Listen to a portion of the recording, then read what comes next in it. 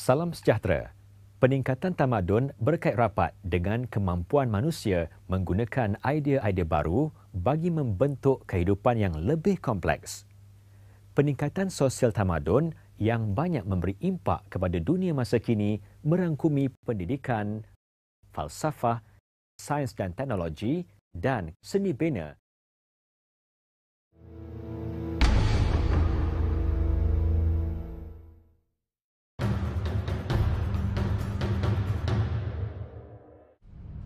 Pendidikan dalam tamadun Yunani, khususnya di Athens, berfokus kepada melahirkan insan seimbang dari sudut rohani dan jasmani. Sukan, muzik, kesusasteraan, seni berpidato, membaca, menulis dan menghafal diberi penekanan. Dengan menitikberatkan pendidikan mental, Athens terkenal sebagai pusat cendekiawan Yunani pada zaman pemerintahan Perikles, dan di bumi inilah lahirnya sejarawan seperti Thukydides dan Herodotus dan ramai lagi tokoh di bidang matematik, sains dan teknologi. Berbeza dengan Athens, Sparta pula menghasilkan tentera yang sempurna, gagah dan setia kepada negara serta cekap menggunakan senjata.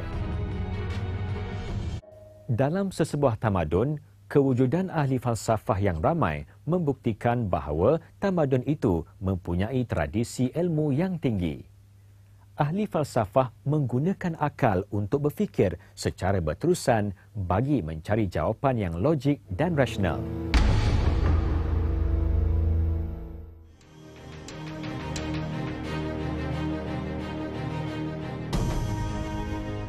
Tamadun Yunani amat sinonim dengan ahli-ahli falsafahnya yang mengajar manusia berfikir secara rasional dan mengamalkan sikap ingin tahu.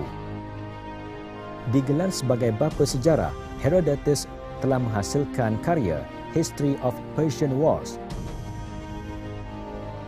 manakala Thukydides digelar pengasas sejarah saintifik kerana menulis History of the Peloponnesian War dengan menggunakan pendekatan penyelidikan. Dengan menggunakan kaedah soal-jawab untuk mencari kebenaran kepada setiap persoalan, Socrates digelar bapa falsafah barat.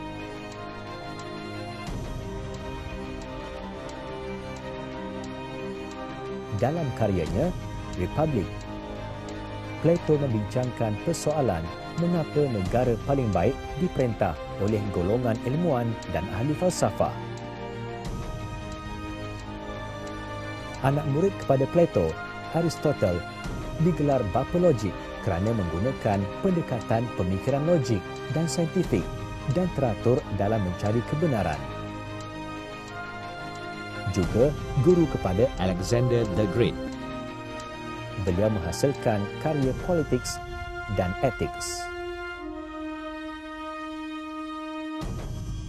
Kemajuan tamadun juga memperlihatkan peningkatan di bidang matematik, astronomi, perubatan serta teknologi pembuatan. Sebahagian daripada pengetahuan sedia ada, tamadun Mesir Purba dan Mesopotamia dijadikan rujukan serta diberi penambahbaikan.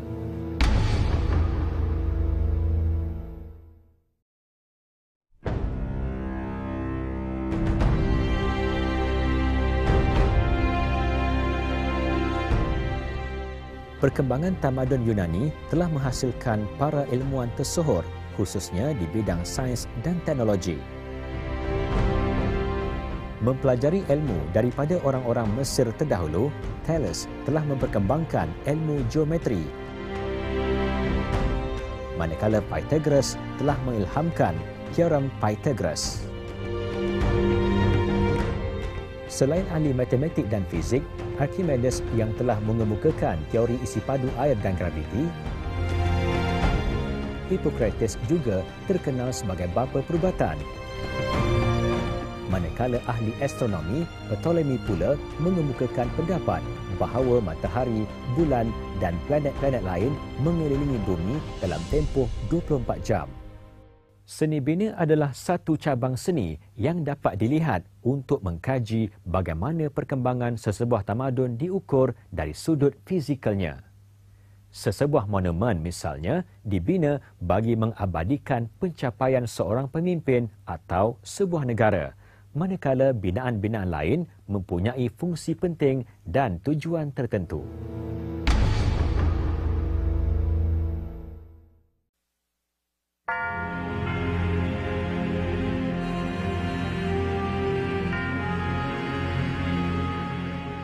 Tamadun Yunani meninggalkan khazanah seni bina yang amat mengagumkan. Suatu ketika dahulu, Akropolis menjadi ibu negeri dan pusat pentadbiran serta keagamaan Athens.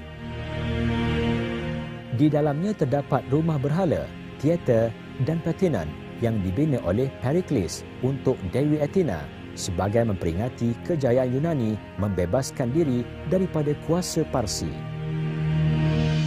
Kita baru saja melihat betapa peninggalan tamadun terdahulu jelas mempengaruhi kehidupan masyarakat masa kini. Selain sistem demokrasi, ilmu perubatan, matematik dan kalendar yang berasaskan ilmu astronomi orang terdahulu, sukan Olimpik juga bermula pada zaman Yunani. Dalam erti kata lain, tiada yang dulu, tiadalah yang sekarang. Sehingga itu, selamat belajar, salam hormat dan jumpa lagi.